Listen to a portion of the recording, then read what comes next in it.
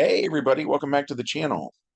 You're listening to our Dungeons and Dragons game, and as always, I'm your host, the Dungeon Master, or DM for short.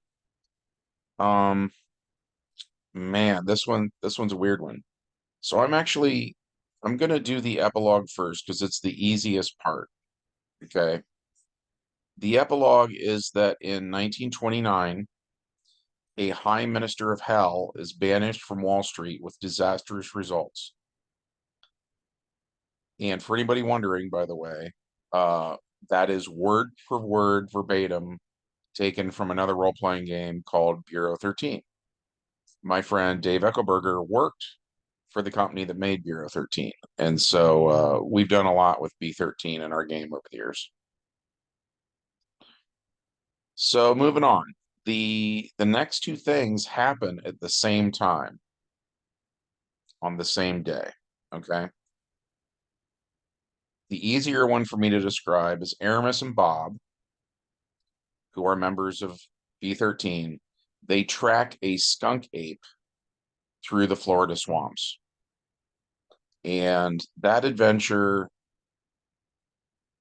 honestly, the bigger threat was alligators, poisonous snakes. It was all the crap that lived in the swamp. Skunk ape, for those who don't know, is basically Bigfoot. And Aramis and Bob have killed dragons and stuff like that. You know what I mean? So, so dealing with Bigfoot was not a problem, really. Um, the problem is more like when there's a poisonous snake swimming under the water and you can't see it because the water's murky and you know what I mean? Things like that. Okay, so that said, then the last part of this, which is the biggest part that I'm going to spend the majority talking about, and you can tell by the art I chose, I'm going to talk about Cthulhu. So up front, I'm going to say this. Um, if you like Cthulhu, more power to you, to each his own. Um, I've never gotten into it. For the most part, generally speaking, I tend to like things that are colorful and upbeat. And I think most people who are familiar with Cthulhu would agree that's not what Cthulhu is, right? It's not trying to be that at all. Um, so it's just not my thing. I don't hate it. I just don't, I'm just not into it. But I would say three-fourths of my players, because they knew where we were at in the timeline, and so they thought we needed to have a Cthulhu adventure. And that's fine. I take requests actually. And I'm not going to be that guy either who's like, well, I don't like it, so I'm going to run it and I'm going to make fun of it. I didn't do that at all. I started researching it. And because if I'm going to run something, I'm going to try, you know, try to do it good.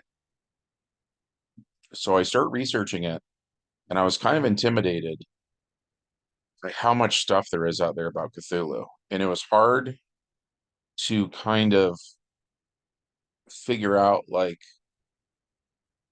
what is like the official canon and what is like homebrew stuff other people have done that maybe I shouldn't be listening to, you know what I mean? So it was hard to tell that apart. And then there's just so much stuff that I didn't even know where to start. And I mean, I felt like the subject of Cthulhu could be one of those things where, you could have like a college professor who studies it his whole life. And you know what I mean? And like, I was wanting to just run sort of a single game about the subject. Um, what I was setting out to do was I read the original Call of Cthulhu story. I think it's the original. Hopefully I don't have that mixed up. But the gist is they go to the island and then they leave, right? Um, so that was my goal, was for people to go to the island and have the experience and then leave. And uh, you know, I was have like so I should say this. I found some kind of online um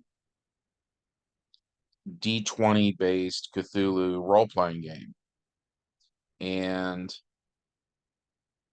I, to the best of my knowledge, I was using all the right stats and stuff, and you had to make like a saving throw versus willpower, or your character was terrified, and most of them were. I'd say three-fourths of them failed their roll and they were terrified, and a definite minority of the party uh was made their roll. By the way, the party, um my guy that I ran as my GMPC was Arthur. And Arthur didn't do anything. He didn't keep any of the events of the story from happening. He didn't, I mean, honestly, it was like he wasn't even there. He was just an observer. And I put him there just to kind of say he had been there for that event. You know what I mean? It's kind of like if there's some major thing is going to happen in history, um, like we put a man on the moon or something. My general inclination is for Arthur to be at NASA when the rocket is launched, looking at it with binoculars or something. He's just kind of there. Because, by the way, he's the through line for all these adventures. He's what ties all this stuff together. At any rate, but he didn't interfere with anything. I didn't feel like he ruined anything. Um, and he was in immortal guise at the time. So when he was in this adventure, he was literally a human fighter, level one. It just didn't seem like a bad thing to me. Um,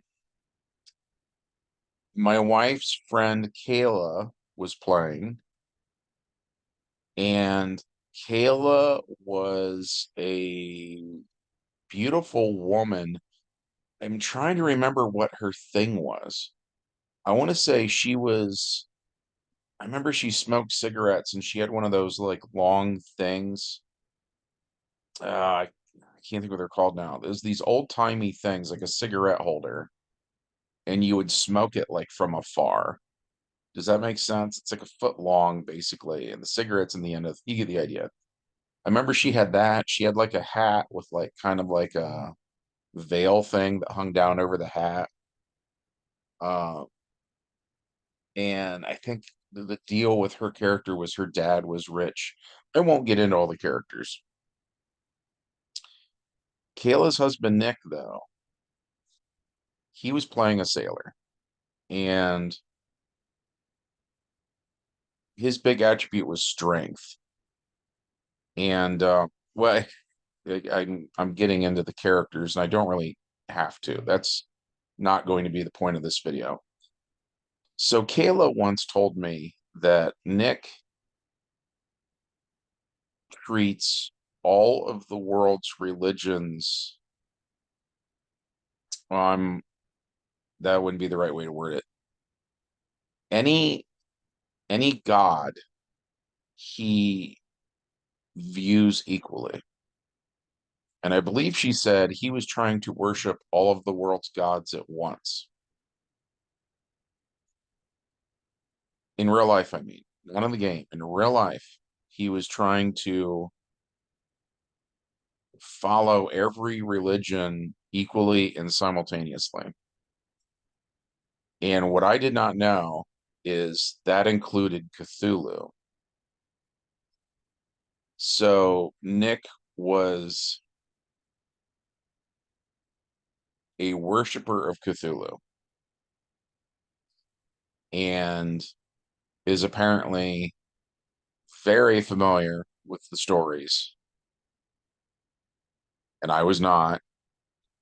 And like I say, I I tried to do a good job of running this. I tried to do exactly what, I read it's not a book, right? It was a short story that appeared in one of those magazines, old pulp magazine, science fiction stories and horror stories and stuff like that. Um, I read that story and I thought we ran everything exactly like it was in that story. At any rate, after the game, Nick was furious. Uh, and I genuinely have no idea why. I feel like if you want to know what we did, it's like read the Call of Cthulhu for yourself, That and I think that's what we did. But Nick was like there are certain religions in the world. I won't mention any of them by name, but there are certain religions where someone will be very fanatical. That was kind of the reaction Nick gave me. And I was like, whoa. And I was like, what did I do wrong? And are you ever in one of those situations where someone's talking a lot, but they're not really saying anything? That was kind of the thing. Like he just wasn't making sense. So I don't know what I did wrong. And then um the other person that flipped out on me was Scott, my brother-in-law. And Scott is literally insane in real life. Um, he's psychotic, schizophrenic. Boy, I wouldn't even know where to. I mean, that would be a whole big conversation. But he takes meds, and they work to varying degrees. There's kind of an ebb and a flow to that. And um, at any rate, I remember one time he was talking about um